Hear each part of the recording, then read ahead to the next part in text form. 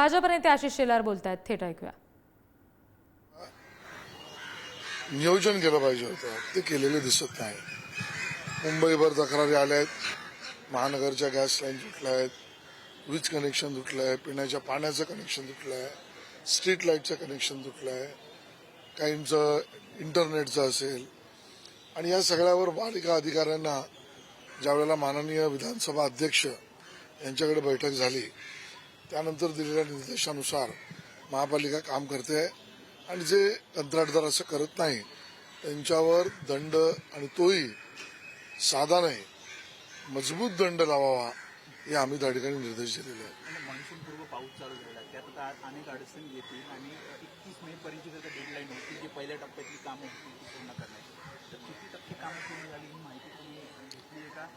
गेल्या वेळेला मी सांगितलं, जवळजवळ 55% काम, 55-60% रनिंग किलोमीटरमध्ये हे त्या ठिकाणी झालंय.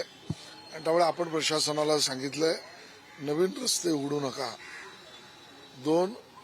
एक बाजू रस्त्याची झाली असेल तर ती पूर्ण करा, आणि दुसरी बाजू जी आहे तिथे तुम्ही लेवल मॅच करून मास्टिक करून अस्फाल्ट करा, म्हणजे पूर्ण रस्ता रहदारीला युक्त असा होईल.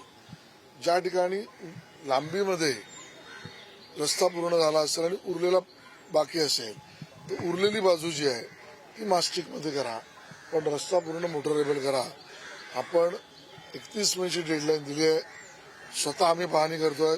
महापालिकेला जबाबदार आहे, कंत्राटदाराला जबाबदार आहे, आणि म्हणून जागरूक प्रतिनिधी म्हणून भारतीय जनता पार्टी प्रत्येक रस्त्यावर आपल्या प्रतिनिधीला घेऊन कामाला लागले. सर, या ठिकाणी तुम्ही येणार म्हणून या ठिकाणी सगळं मातीचं आहे, चिखल झालेला होता, परंतु तुम्ही येणार म्हणून या ठिकाणी अनेक ठिकाणी पोत्याची म्हणजे हे टाकलेलं आहे, त्याचबरोबर बाजूचं बॅरिगेटिंग सुद्धा व्यवस्थित केलेलं आहे.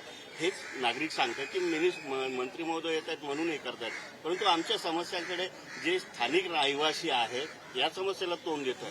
यावर काय कारवाई झाली पाहिजे? खरं स्थानिक नागरिकांच्या तक्रारी महापालिकेने ऐकल्याच पाहिजे. रस्त्याची गुणवत्ता हा अधिकार आहे, नागरिकांचा अधिकार आहे, आणि म्हणून या पद्धतीने काम न करणाऱ्या कंत्राटदाराला दोषी तर आपण पकडूच, कारवाई करू.